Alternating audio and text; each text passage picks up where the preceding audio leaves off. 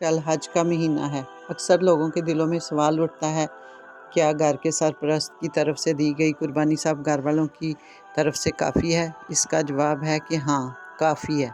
سیدنا ابو ایوب انصاری کی حدیث میں ہے کہ نبی کریم صلی اللہ علیہ وسلم کے زمانے میں سب گھر والوں کی طرف سے لوگ ایک ہی قربانی ذبح کیا کرتے تھے، اور ایک اور روایت میں آتا ہے کہ اللہ کے رسول صلی اللہ علیہ وآلہ وسلم ایک بکری تمام گھر والوں کی طرف سے قربانی کیا کرتے تھے۔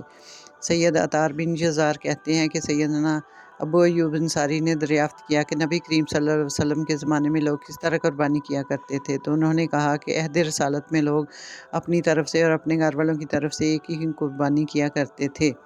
ان احادیث کی روشنی میں یہ بات ثابت ہو جاتی ہے کہ ایک بکرے کی قربانی تمام گھر والوں کی طرف سے کافی ہوتی ہے۔ اگر آپ کو یہ میری ویڈیو اچھی لگی ہو تو ضرور شیئر کیجیے گا تاکہ زیادہ سے زیادہ لوگوں کو اس کی انفارمیشن مل سکے۔ جزاک اللہ خیر۔